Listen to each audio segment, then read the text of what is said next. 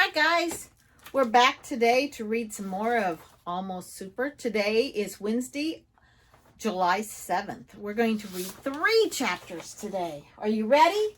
Got your super colors on? Let's go for it. Chapter 24. My name is Rafter. I ran. The helicopter door stood open, but I guess it didn't matter. With my new power, I could have ripped the door off its hinges. I could have tore a hole in the side of the aircraft. The pilot made no move to close the door. He wasn't worried about me. In the back of my mind, a warning bell went off. I couldn't turn around. To my right, the van lurched forward. Juanita extended her hand out the window, shooting fire with her palm. To my left, Benny was tickling a furious Charles. Inside the helicopter, silence. I reached the door and climbed inside and came face to face with October Jones. The first thing I noticed was that the supervillain wore a simple flight suit, not a supersuit. My mind raced. I felt almost frantic.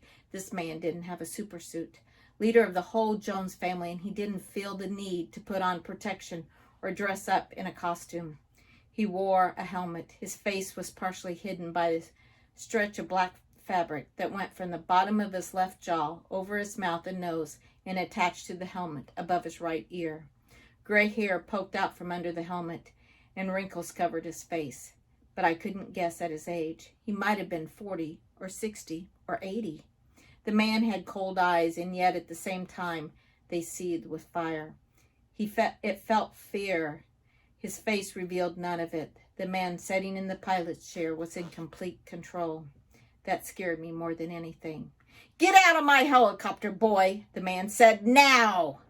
His voice unnerved me. With great effort, I kept my own words steady, trying to match his. "I'm not a boy. My name is Rafter Bailey, and your name is October Jones." I'd guessed right. Pure fury grew in October's face. He twisted towards me in his seat and all shouted angrily, "I don't care what your name is or who you are. I told you to get out of my helicopter." I didn't move. With lightning speed, he jumped out of his seat, pushing my shoulders. I could have stopped him with my strength. No one could push me around ever again. But I let him think he had the upper hand, and I fell out of the helicopter and landed on the ground. October lifted his wrist to his mouth and said something I couldn't hear. I shook, shaking myself off. The reflection of the window let me see the hulking figure turn and pound his way towards us. October still crouched by the door of the helicopter, and I reached inside and grabbed the villain by his flight suit. But before I could pull, October grabbed my wrist. He pierced me with his cold stare. "I do not have time for this, little boy. I'll deal with you myself if I must." 1 second, he was in the helicopter, hand gripping my wrist. The next second, he pushed me back, and both of us stood on the ground. He grabbed the front of my coat in a death grip, and I did not like the look in his eyes. And then, very suddenly, we were soaring into the cold night sky. Wild wind roared past my ears, and I felt my stomach drop. The lights of the city beneath my feet became very little more than tiny points. I didn't know how high we were, 1,000, maybe 1,500 feet, and still we shot towards the stars. I didn't like my chances of surviving a fall from this height, even with my new superpower. Tactics, another piece of information. October's powers were flight. I still had a slight advantage over my strength. The air rushing past my ears grew quiet as we slowed and came to a stop. We hovered in the sky, surrounded by inky darkness.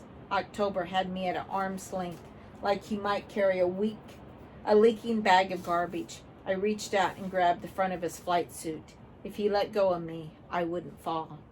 "I grow tired of this, boy." October's voice sounded quiet in the stillness of the sky. "I told you," I said, trying to make my voice as calm as his. It was even harder because my teeth were chattering in the cold. "My name is Rafter." "And I told you." October paused, his face broke into a sneer. "Wait a minute. You're one of the new ones, right?" His laugh was as cold as the March night air. Hanging on as October's suit wasn't secure enough for me, I swung forward, wrapping my legs around his waist. "Oh, this is delicious," October said. Let me get this straight. I give you a worthless power, and somehow you still manage to track me down? I heard the word worthless one too many times. I pulled October close, and I wrapped my arms around him until I had him in a full body bear hug. And I curled my legs together, squeezing his waist in an iron grip, and doing the same with my arms. Not enough to break anything, but enough to constrict his breathing. I wanted him to know who he was dealing with, not some worthless kid, but a superhero. October merely laughed. Afraid of heights, he mocked. I squeezed harder. This much pressure would crush the ribs of a normal person, but it seemed to be having no effect on October. Maybe his flight suit had armor after all, or maybe, no.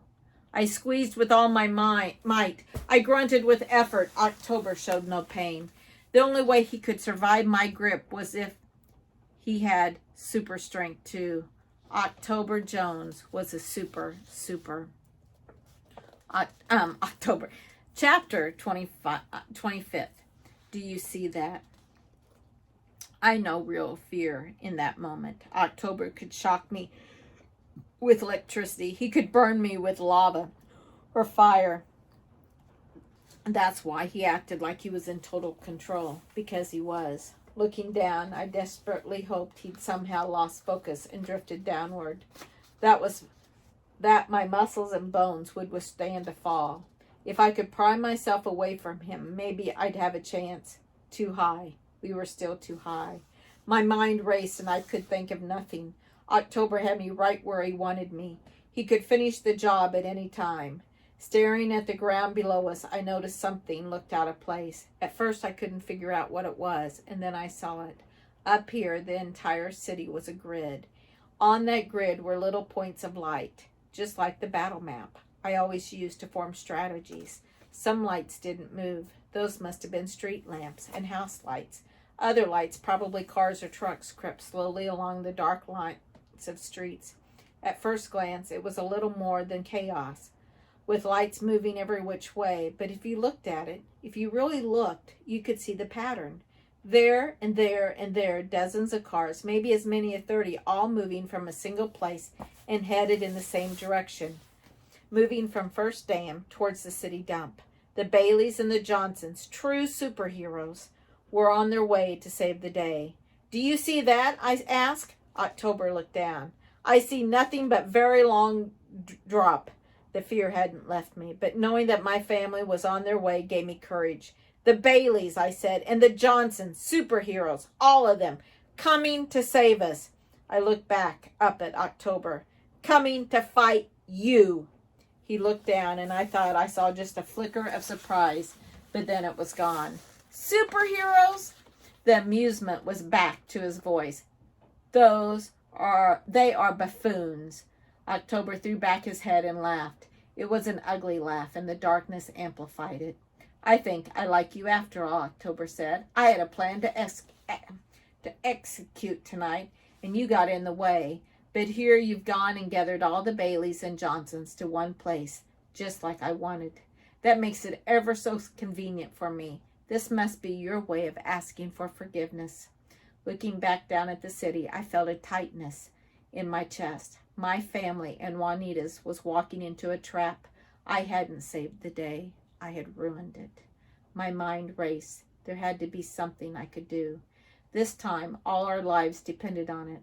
But what could I do against the super? I had my power. I finally had my strength, but it wasn't enough. My power didn't make me super. I needed something more. It's not your power that makes you super. It's what you do with that power. What you do with that power. I knew there was only one thing to do. Chapter 26. I have a question for you, Mr. Jones. Simple tactics in theory, but not so simple to do. Not after everything I'd been through. If your opponent outguns you, you take away his guns. I reached into my pocket for the phone. Charles's phone. It was still on the same screen as if I slipped it into my pocket. 2 buttons glowed in the darkness, one of them green and the other red. I have a question for you, Mr. Jones, I said. And I think I'm done with you, boy. October's eyes looked like an angry gray sea. It's time to sweep up this little mess and deposit it in the dump where it belongs. I held up the phone so that October could see it. How long do we have until the tower goes off? I pressed the red button and dropped the phone. Below us, a high-pitched noise got louder and louder, and the white spear at the top of the tower began to crackle with energy. A series of emotions crossed October's face: confusion, understanding, fury, and finally fear. October Jones was no longer in control. And we'll stop there. Oh my gosh, what's going to happen? They don't have the controls. He just turned it off. They're all going to lose their superpowers.